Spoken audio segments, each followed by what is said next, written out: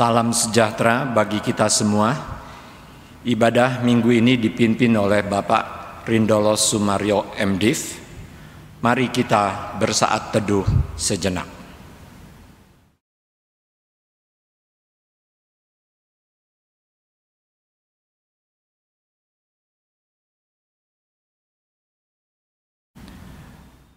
Marilah kita bangkit berdiri.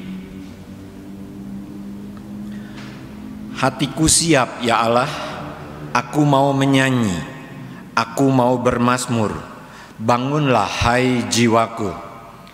Bangunlah, hai gambus dan kecapi, aku mau membangunkan fajar. Aku mau bersyukur kepadamu di antara bangsa-bangsa, ya Tuhan.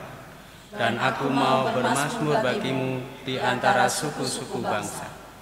Sebab kasih-Mu besar mengatasi langit, dan setiamu sampai ke awan-awan.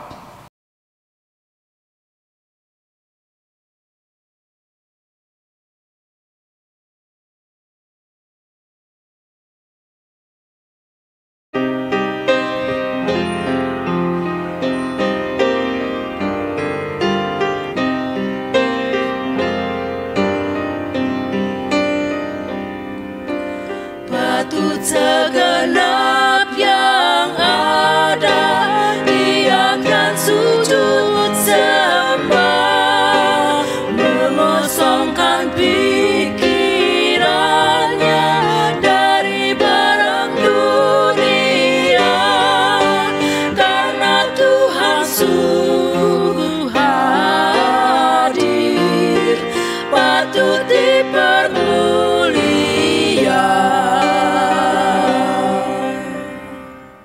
Pertolongan kita adalah di dalam nama Tuhan yang menjadikan langit dan bumi.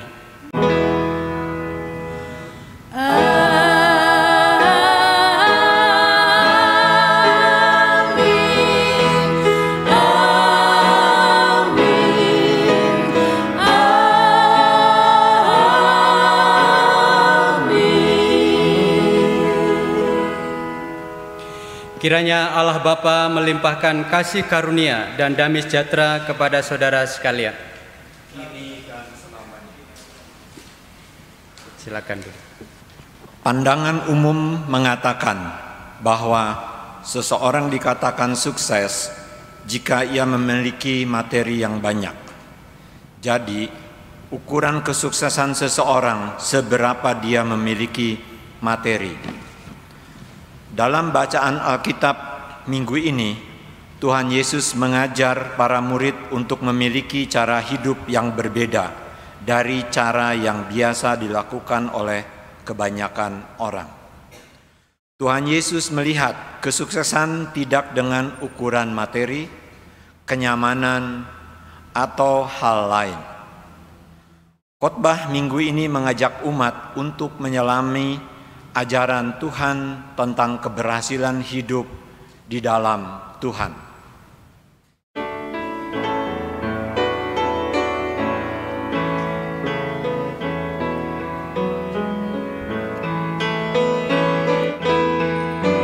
Jalan hidup tak selalu tanpa kabut yang pekat, namun kasih Tuhan nyata pada waktu yang tepat. Mungkin langit tak terlihat oleh awan yang tebal, di atasnya lah membusur pelangi kasih yang kekal. Habis hujan tampak pelangi bagai janji yang teguh, di balik duka menanti pelangi kasih Tuhanmu.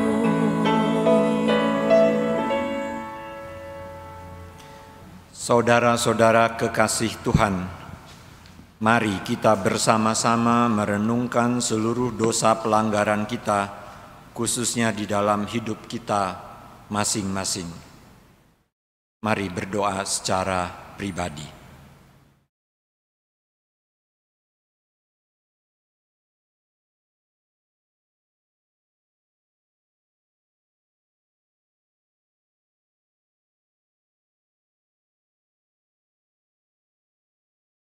Ampuni kami yang sering memandang kesuksesan dunia adalah segalanya. Ampuni kami yang tidak sungguh berjuang untuk sukses di dalam Tuhan. Kiranya Roh Kudus memampukan kami untuk mengejar kesuksesan yang Tuhan kehendaki. Dalam Kristus Yesus kami berdoa. Amin.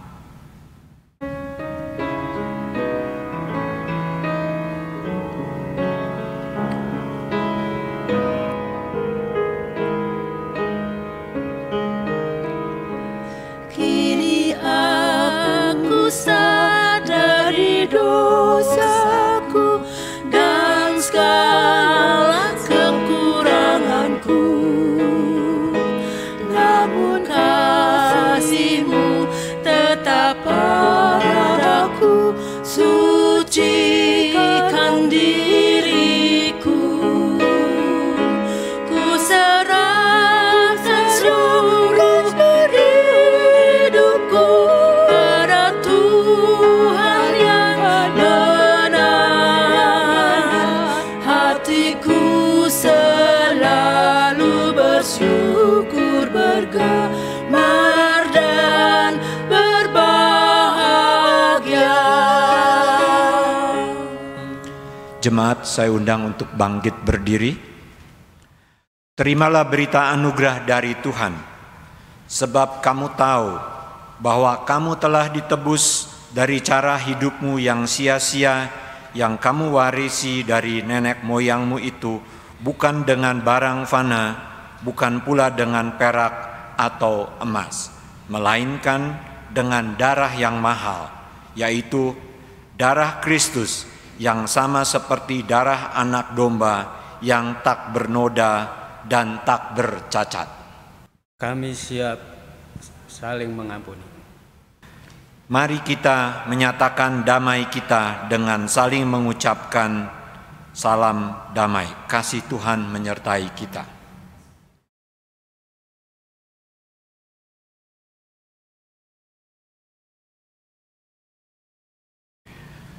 Mari kita dengan sukacita kita sambut anugerah yang Tuhan berikan dengan menyanyikan PKJ 130 ayat 1 bait 1, kita akan menang.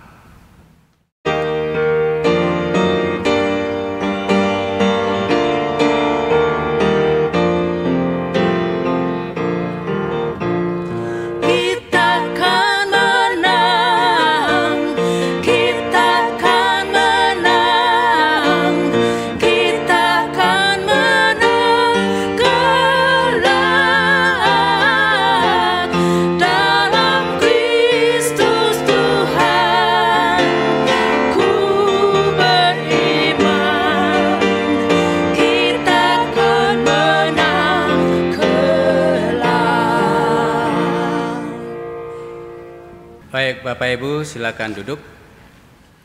Mari kita masuk di dalam doa kita sebelum kita membaca bagian-bagian firman Tuhan dan kita merenungkannya. Mari kita berdoa. Bapa, pada pagi hari ini sungguh kami bersyukur ya Tuhan, Engkau berkenan memanggil kami bersama-sama untuk kami duduk sejenak mendengarkan apa yang Tuhan mau sampaikan melalui kebenaran firman-Mu pada pagi hari ini. Kami menyadari ya Tuhan bahwa pemahaman kami, pengertian kami sangatlah terbatas untuk mengerti, memahami kebenaran firman-Mu. Oleh karena itu Tuhan, kami mohon kiranya Allah Roh Kudus yang akan membukakan telinga mata rohani kami untuk kami sungguh-sungguh dapat mengerti, memahami firman Tuhan ini dengan benar. Dan Roh Kudus juga yang akan menolong dan memampukan kami untuk kami menghidupi firman Tuhan ini dan kami lakukan. Terima kasih ya Tuhan, berfirmanlah kepada kami karena kami siap untuk mendengar. Di dalam Yesus Kristus firman yang hidup kami berdoa. Amin. Baik Bapak Ibu dan saudara-saudara, mari kita membuka firman Tuhan. Saya akan membacakan bagi kita ada 3 bagian firman Tuhan, hanya beberapa ayat ya. Yang pertama itu dari Mika pasal yang ketiga, saya akan baca ayat 11 dan 12. Mika pasal yang ketiga ayat 11 sampai 12, demikian bunyi firman Tuhan.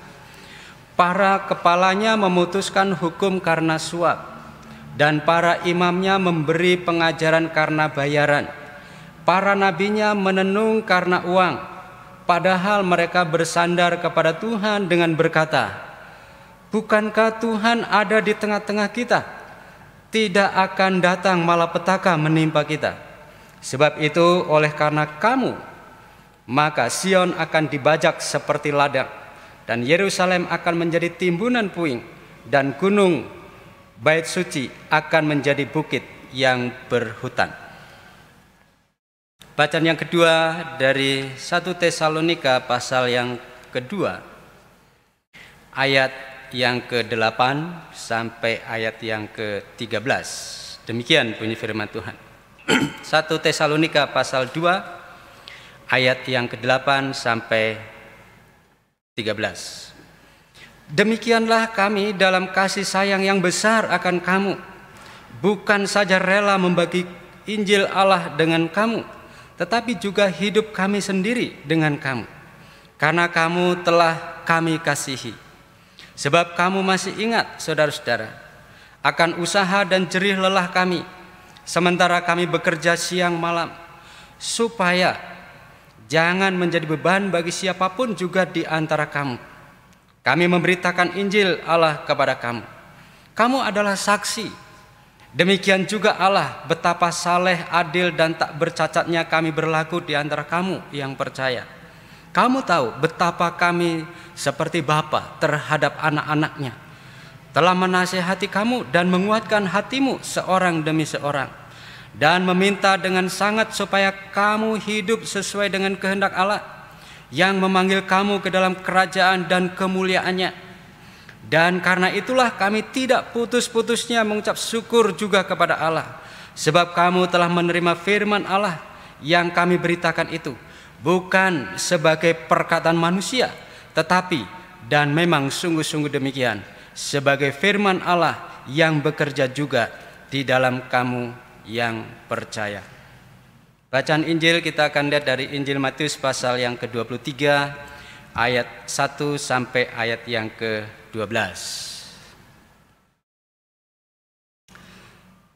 Maka berkatalah Yesus kepada orang banyak dan berkata kepada murid-muridnya, katanya, ahli-ahli Taurat dan orang-orang Farisi telah menduduki kursi Musa. Sebab itu turutilah dan lakukanlah segala sesuatu yang mereka ajarkan kepadamu. Tetapi janganlah kamu turuti perbuatan-perbuatan mereka, karena mereka mengajarkannya tetapi tidak melakukannya. Mereka mengikat beban-beban berat, lalu meletakkannya di atas bahu orang, tetapi mereka sendiri tidak mau menyentuhnya. Semua pekerjaan yang mereka lakukan hanya dimaksud supaya dilihat orang. Mereka memakai tali sembahyang yang lebar dan jubah yang panjang. Mereka suka duduk di tempat terhormat dalam perjamuan dan di tempat terdepan di rumah ibadat. Mereka suka menerima penghormatan di pasar, suka dipanggil rabi. Tetapi kamu, janganlah kamu disebut rabi, karena hanya satu rabimu, dan kamu semua adalah saudara. Dan janganlah kamu menyebut siapapun bapa di bumi ini, karena hanya satu bapamu, yaitu Dia yang di surga.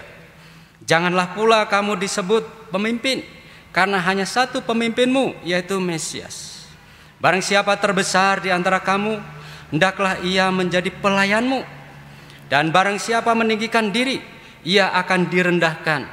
Dan barang siapa merendahkan diri, ia akan ditinggikan.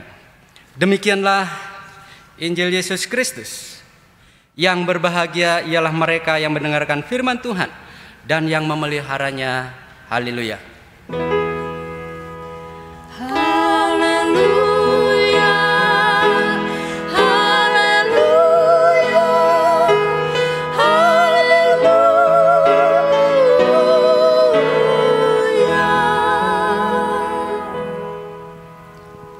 Baik Bapak Ibu dan saudara-saudara yang saya kasih dalam Tuhan Yesus Kristus, pada pagi hari ini kita akan merenungkan satu tema berhasil di jalan Tuhan. Ya, berhasil di jalan Tuhan. Berbicara tentang keberhasilan dari sudut pandang manusia pada umumnya atau sudut pandang dunia, kita pernah mendengar yang namanya bibit bebet bobot. Itu sudah menjelaskan tentang indikasi atau ukuran seseorang itu berhasil. Bibitnya bagaimana? Bebetnya gimana? Bobotnya bagaimana? Kira-kira kita udah tahulah soal itu. Tapi itulah konsep dunia. Ya. Posisi, kekayaan, pendidikan yang baik, kehormatan dan seterusnya. Itulah yang dikejar dan itulah yang dipandang oleh dunia sebagai sesuatu yang berhasil. Tetapi di dalam Alkitab, kalau kita baca di dalam Matius pasal 23 ayat 1 sampai 12, lalu kita gabung dengan Mika pasal yang ketiga ayat 11 sampai 12. Ternyata di sini kita mau melihat sudut pandang Alkitab itu berbeda sekali dengan pandangan dunia pada umumnya. Ada 3 hal yang Yesus ajarkan kepada para murid di dalam konteks Matius pasal yang ke-23 ini. Yang pertama adalah Tuhan Yesus menghendaki supaya para muridnya yang akan melanjutkan pelayanannya jangan mencari hormat atau pujian dari orang lain. Sama seperti yang dilakukan oleh para ahli Taurat dan orang Farisi. Para ahli Taurat dan orang Farisi sangat bangga sekali dan merasa terhormat kalau dia disebut sebagai rabi. Orang Farisi, ahli Taurat, para imam dan seterusnya sangat terhormat sekali ketika dia memakai pakaian kebesaran. Ya, pakaian imam barangkali. Jabatan imam atau jabatan-jabatan lain di sekitar Bait Allah. Mereka berdoa keras-keras dengan suara yang keras supaya didengar oleh orang. Lalu mereka berdoa di jalan-jalan supaya orang melihatnya. Lalu ketika mereka melayani di Bait Allah, mereka tampil paling depan dan seterusnya dan seterusnya. Itu yang dijelaskan. Jadi Yesus melihat konsep seperti ini Yesus tidak menghendaki. Itulah yang dikejar oleh dunia. Itulah yang dikejar oleh kebanyakan orang. Tetapi Yesus mengajarkan para murid bukan itu. Yang Yesus ajarkan adalah mencari hormat, kemuliaan dari Allah, bukan dari manusia. Ini penting untuk para murid lakukan. Supaya para murid yang akan melanjutkan tugas pelayanannya, pelayanan Yesus itu, tidak ada yang merasa dirinya superior, yang merasa dirinya hebat, dan yang lain itu tidak ada apa-apanya. Merasa dirinya hebat, superior, lalu mencari kehormatan manusia. Bukan itu yang Tuhan mau. Yang Tuhan mau adalah para murid, orang-orang percaya memiliki motivasi, kehormatan, kemuliaan hanya Allah, bukan untuk dirinya, apalagi mencari kehormatan bagi manusia. Kesatuan, kesehatian bersama-sama sebagai murid-murid Kristus itu sangat penting untuk menjalankan tugas pelayanan ke depan. Semuanya oleh karena Tuhan. Semuanya adalah anugerah Tuhan. Semuanya untuk kemuliaan Tuhan, bukan untuk siapa-siapa. Kalau para imam, ahli Taurat, semuanya orientasinya untuk siapa? Untuk dirinya sendiri. Itu yang pertama, bagian yang pertama. Jadi biarlah para murid itu sungguh-sungguh mencari hormat kemuliaan bagi Tuhan, bukan hormat kemuliaan bagi dirinya sendiri ataupun untuk manusia. Lalu yang kedua, Tuhan menasihati kepada para murid supaya para murid sungguh-sungguh mengandalkan Allah Bapa. Tidak ada Allah lain, tidak ada Bapa lain, tidak ada Mesias lain kecuali Yesus Kristus yang Mesias itu. Jadi fokus utamanya adalah pada Sang Mesias. Dan inilah yang dikritik juga oleh Nabi Mika maupun Nabi Amos. Di dalam Mika pasal yang ketiga ayat 10 sampai ayat yang ke-12 di situ berbicara, Mika mengatakan, Para imam melaksanakan pengajaran karena uang. Para nabi melaksanakan tugas kenabian karena uang. Semuanya karena uang. Dan ketika para penguasa menyimpang dari Tuhan, melanggar dari perintah Tuhan, para imam, para nabi diam 1000 bahasa dan tidak mau melakukan apa-apa. Tidak mau mengoreksi, tidak mau menyatakan suara kenabian. Kenapa? Karena mereka mengandalkan para penguasa. Karena mereka mengandalkan manusia. Karena mereka mengandalkan jabatan mereka. Bukan mengandalkan Allah yang mengutus mereka. Dan Yesus tidak mau para murid seperti itu.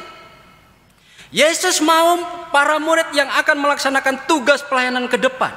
Para murid tahu hanya satu-satunya yang layak untuk diandalkan, yaitu Allah Bapa. Bukan yang lain. Ketika semua pekerjaan yang dia lakukan mengandalkan Allah Bapa, dia tidak akan takut kepada siapapun. Dia akan berkata kebenaran. Dia akan menyatakan kebenaran. Karena dia tidak takut akan dipecat. Dia tidak takut kalau tidak dibayar. Karena apa? Dia tahu hanya mengandalkan Allah. Hanya manusia yang tidak layak untuk diandalkan. Jabatan tidak layak untuk diandalkan. Penguasa tidak layak untuk diandalkan. Hanya Allah yang layak untuk diandalkan. Itu poin kedua yang Tuhan mau ajarkan kepada para murid. Yesus tahu benar tugas pelayanan ke depan yang akan dilakukan oleh para murid begitu sulitnya luar biasa. Ancamannya begitu luar biasa. Penderitaan-penderitaan yang mereka akan alami itu jelas mereka akan hadapi. Itulah sebabnya Tuhan mengajarkan para murid. Kamu akan berhasil di dalam pelayanan kalau kamu mengandalkan hanya satu, Allah.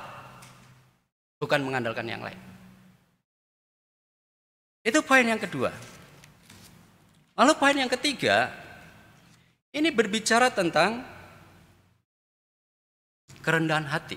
Di dalam ayat yang ke-11 dan 12, Matius 23, di situ Yesus mengatakan begini. Barang siapa terbesar di antara kamu, hendaklah ia menjadi pelayanmu. Dan barang siapa meninggikan diri, ia akan direndahkan. Dan barang siapa merendahkan diri, ia akan ditinggikan. Konsep pelayanan yang Yesus berikan ini sangat jauh bertolak belakang dengan apa yang dilakukan, apa yang dikerjakan oleh para ahli Taurat, oleh orang Farisi pada saat ini. Pada saat Yesus ngajarin para murid.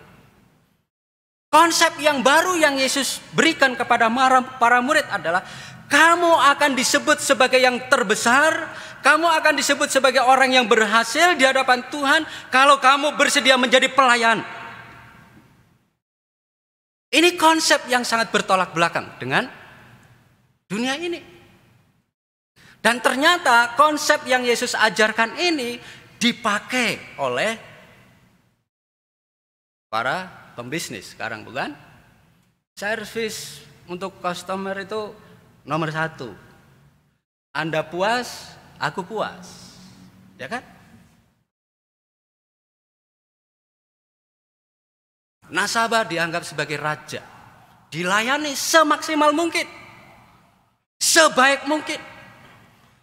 Kalau melakukan pelayanan sebaik mungkin, maka dia akan kembali. Dan tidak akan kembali, justru akan kembali. Dan konsep ini justru seringkali bahkan kecenderungannya gereja lupakan. Memberikan pelayanan kepada jemaat apa adanya saja. Bukan memberikan yang terbaik. Yesus mengajarkan kalau kamu berhasil, kalau kamu mau sukses dan seterusnya, kamu harus menjadi pelayan.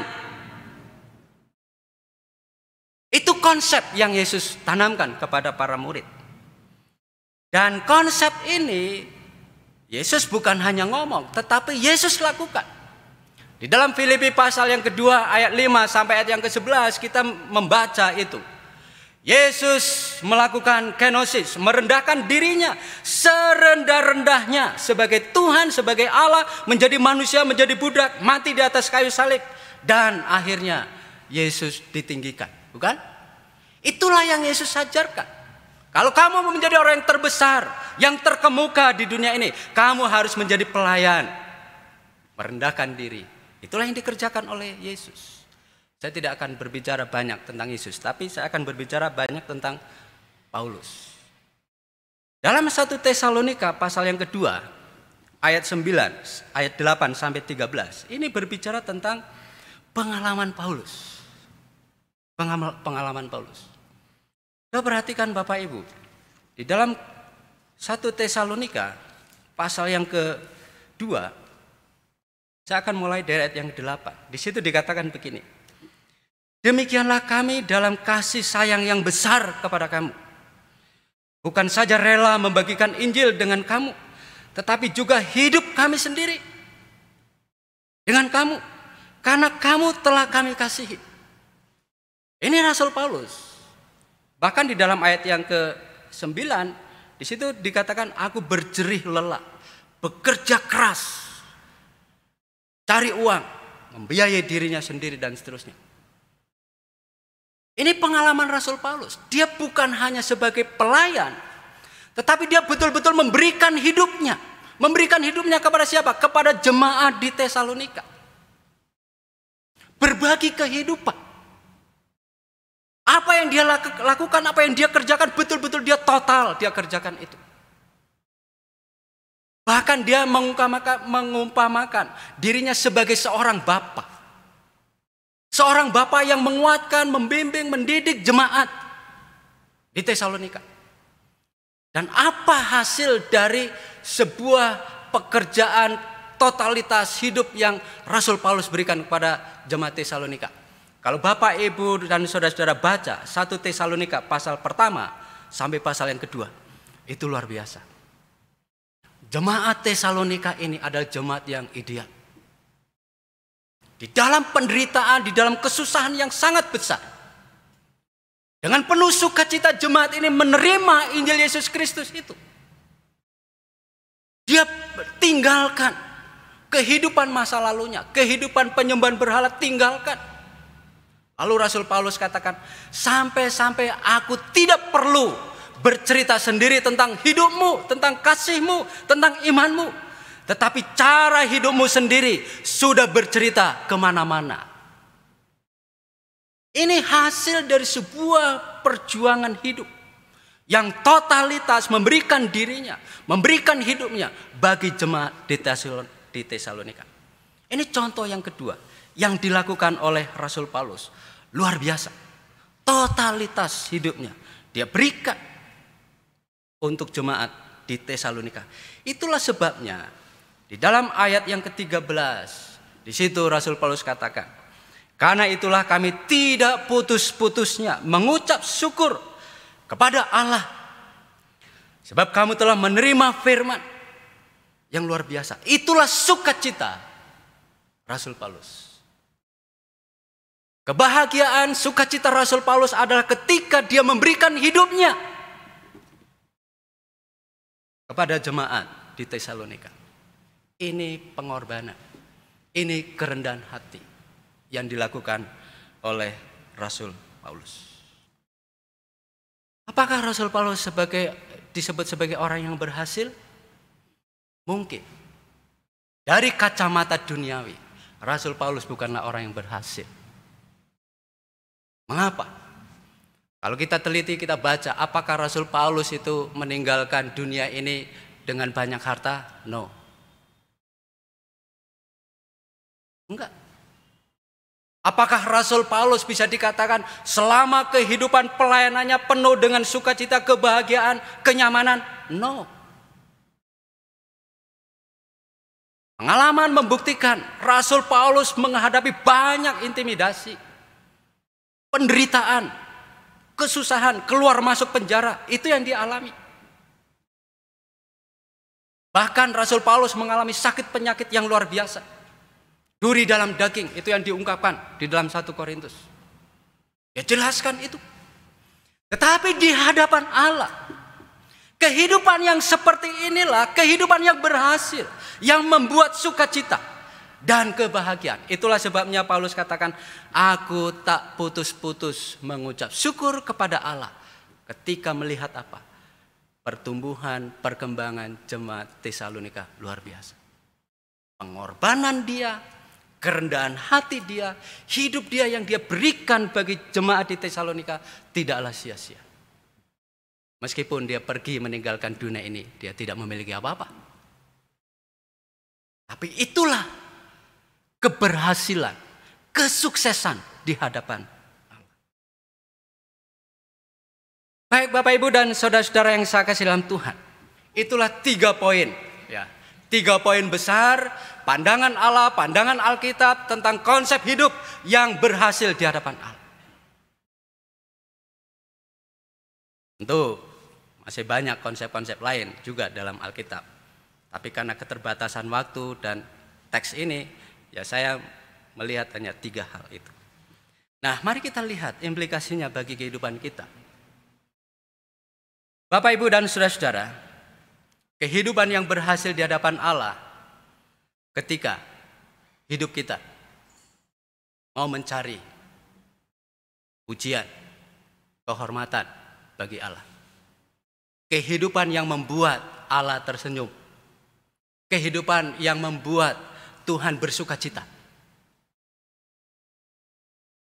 Jadi Allah yang menjadi prioritas untuk dimuliakan, diagungkan. Lalu yang kedua, apa yang harus kita lakukan? Tuhan mau supaya kehidupan kita terus mengandalkan Dia, bukan mengandalkan apapun. Orang tua nggak boleh mengandalkan anak. Ya, anak juga nggak boleh mengandalkan orang tua. Yang layak dan patut diandalkan adalah Allah Bapa. Itulah sebabnya di dalam Yeremia pasal yang ke-17 ayat 5 sampai ayat yang ke-8 sangat tegas Yeremia mengatakan, terkutuklah orang yang mengandalkan manusia dan mengandalkan dirinya sendiri, tetapi diberkatilah orang yang mengandalkan Tuhan. Dan kehidupan yang berhasil di hadapan Allah adalah ketika kita sungguh-sungguh mengandalkan Dia saja, bukan mengandalkan yang lain. Dan ciri orang yang mengandalkan Tuhan adalah selalu dengan rendah hati, berlutut di hadapan Allah, berdoa di hadapan Allah sebelum mengambil keputusan apapun. Ada persoalan-persoalan yang besar, dia tidak berani melakukan apapun sebelum berlutut di hadapan Tuhan, berdoa di hadapan Allah. Itu ciri orang yang mengandalkan Tuhan. Dia tidak berani melakukan apapun, dia tidak berani mengambil keputusan apapun sebelum dia sungguh-sungguh berlutut di hadapan Allah, berdoa kepada Allah. Itu salah satu ciri orang yang mengandalkan Tuhan, selalu berdoa, berlutut di hadapan Allah. Doa menjadi landasan hidupnya. Yang ketiga, kehidupan yang berhasil di dalam Tuhan adalah jika hidup kita bermakna bagi orang lain. Berbagi kehidupan dengan orang lain. Itulah konsep yang Yesus ajarkan. Kalau kamu menjadi yang terbesar, jadilah pelayan. Berbagi kehidupan dengan orang lain. Contohnya banyak. Yesus sudah lakukan itu. Rasul Paulus sudah lakukan itu. Bahkan Ibu Teresa sudah lakukan itu. Dan banyak hal lain anak-anak Tuhan yang mampu menunjukkan itu. Mari kita melayani. Memberi hidup kita bagi orang lain. Itulah kehidupan yang bermakna dan berhasil di dalam Tuhan. Kalau hidup kita hanya untuk diri kita sendiri, mungkin Anda memiliki segala-galanya, silahkan. Tapi di hadapan Allah bukan itu yang Tuhan kehendaki. Yang Tuhan kehendaki adalah hidup yang mau berbagi dengan orang lain. Kiranya firman Tuhan ini menjadi berkat, meneguhkan, dan mendorong motivasi kepada kita semua. Supaya kita sukses di dalam Tuhan. Tuhan memberkati. Amin. Mari kita masuk saat teduh.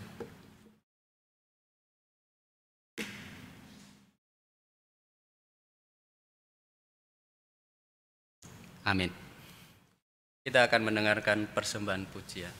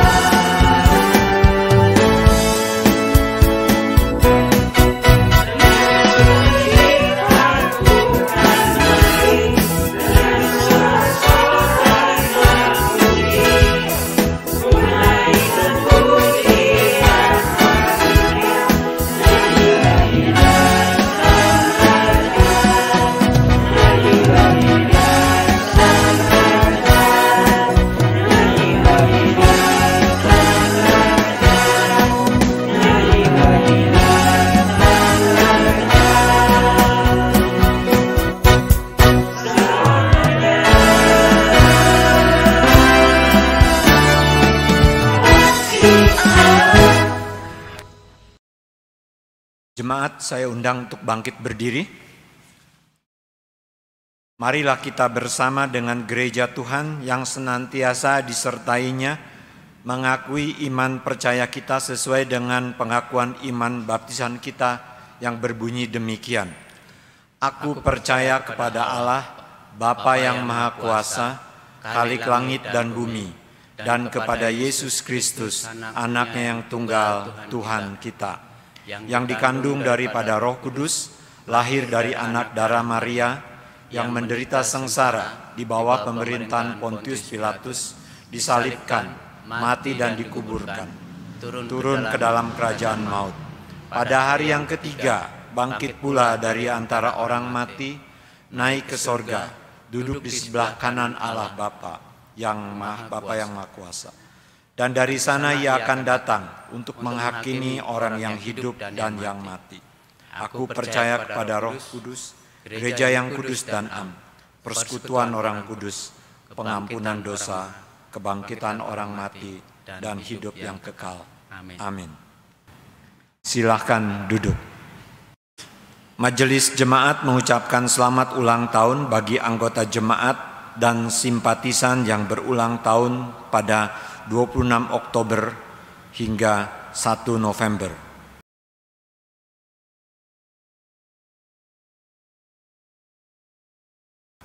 Tuhan Yesus memberkati. Baik, Bapak Ibu dan saudara-saudara, mari kita masuk di dalam doa syafaat kita berdoa. Bapa, kami bersyukur untuk kebenaran firman Tuhan yang bersama-sama kami dengar, kami renungkan. Kiranya firman ini benar-benar menjadi kekuatan, semangat, bahkan peringatan bagi kami untuk kami terus berjuang menjalani kehidupan yang dikehendaki oleh Tuhan, kehidupan yang berhasil di dalam Tuhan. Roh Kudus, tolonglah kami, dampingi kami, supaya kami benar-benar dimampukan oleh Roh Kudus untuk mewujudkan kebenaran firman Tuhan ini. Terima kasih ya Bapa. Pada saat ini kami juga mau berdoa untuk saudara-saudara kami yang berulang tahun dari tanggal 26 Oktober sampai 1 November. Sungguh kami bersyukur di mana Tuhan menyertai perjalanan hidup mereka selama 1 tahun. Dalam suka, dalam duka, banyak hal yang Tuhan izinkan untuk mereka alami. Dan mereka boleh sampai pada hari ini menjalani kehidupan itu. Kami percaya bahwa semuanya itu oleh karena Tuhan. Dan kiranya Tuhan juga yang akan menolong dan memberkati untuk hidup hari-hari yang akan datang. Biarlah Tuhan berkarya, berikan kekuatan, kesehatan, dan biarlah Tuhan juga menyatakan kehendak-Mu bagi pribadi lepas pribadi, supaya apa yang mereka inginkan, apa yang mereka rindukan, Tuhan boleh berkenan mewujudkannya di hari-hari mendatang. Kami serahkan mereka semuanya ke dalam tangan-Mu Tuhan, dan Tuhan yang akan berkarya dan memberkati mereka. Kami berdoa ya Tuhan bagi jemaat-Mu yang dalam keadaan lanjut usia, dalam keadaan sakit, kelemahan tubuh yang lain, kiranya Tuhan yang menolong. Biarlah di tengah-tengah sakit penyakit, di tengah-tengah kelemahan fisik tubuh yang mereka alami, kekuatan Tuhan menjadi nyata, menjadi sempurna di dalam kehidupan mereka. Biarlah mereka terus mengandalkan Tuhan dan Tuhan dimuliakan. Bapa, pada saat ini kami berdoa untuk acara-acara yang lain di dalam pelayanan jemaat-Mu di GKI Pastur ini. Untuk rencana ibadah online dalam rangka peneguhan penatua. Mari ya Tuhan Kau yang berkati supaya semuanya rencana ini dapat berjalan dengan baik dan Tuhan dimuliakan, dan biarlah semua ini boleh membawa hormat, kemuliaan hanya bagi Tuhan. Segala sesuatu yang sedang dipersiapkan Tuhan sempurnakan. Terima kasih ya Tuhan. Akhirnya kami mau berdoa untuk bangsa dan negara kami Indonesia. Kiranya Tuhan yang akan terus menolong, mengawal pemerintahan kami, Pak Presiden, Wakil Presiden, para pembantu, menteri-menteri, para pejabat-pejabat pemerintahan. Tuhan tolonglah, banyak tantangan, banyak hambatan, banyak musuh-musuh yang muncul dari dalam Kiranya Tuhan yang akan menopang, mendampingi bangsa Indonesia supaya tidak terjadi hal-hal yang tidak diinginkan. Biarlah pemerintahan tetap fokus untuk melaksanakan program yang sudah direncanakan, supaya semuanya ini dapat berjalan dengan baik. Indonesia dapat keluar dari krisis kesehatan karena virus corona, krisis ekonomi, dan krisis-krisis yang lain. Kami percaya Tuhan tidak akan meninggalkan bangsa dan negara kami. Kami serahkan semuanya ini ke dalam tangan-Mu. Terima kasih Bapa, terima kasih. Kami menyerahkan doa dan permohonan ini hanya di dalam nama Tuhan Yesus kami berdoa. Amin. Marilah kita bersyukur atas pemeliharaan Tuhan dalam hidup kita. Rasa syukur ini akan kita wujudkan dalam bentuk persembahan. Seraya memberikan persembahan, mari kita mengingat firman Tuhan yang akan kita baca bersama-sama dari 2 Korintus 8 ayat 14 hingga 15. Maka hendaklah sekarang ini kelebihan kamu mencukupkan kekurangan mereka, agar kelebihan mereka kemudian mencukupkan kekurangan kamu, supaya ada keseimbangan, seperti ada tertulis, orang yang mengumpulkan banyak tidak kelebihan, dan orang yang mengumpulkan sedikit tidak kekurangan. Seraya kita memberikan persembahan kita, kita menyanyikan sekarang bersyukur.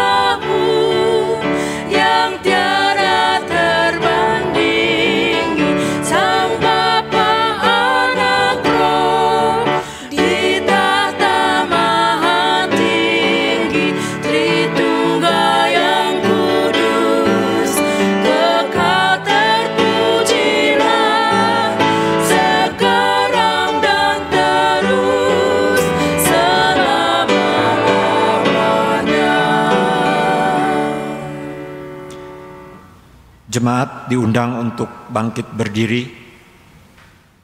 Mari kita berdoa membawa persembahan ini ke dalam tangan Tuhan.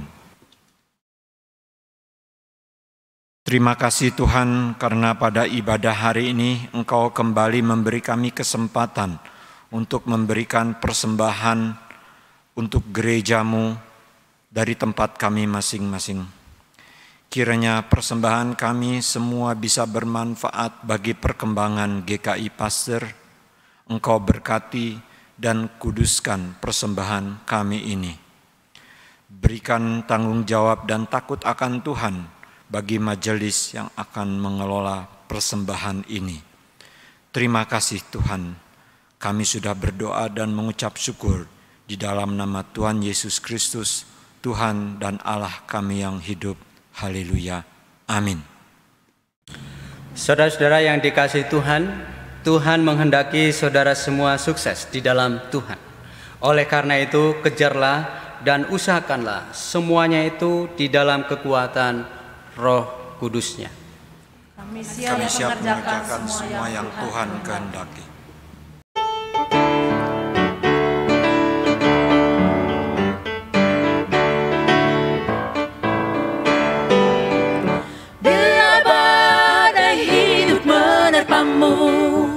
Dan cobaan pun datang mengganggu, hanya satu janji harapanmu, ya janji Tuhanmu pegang teguh.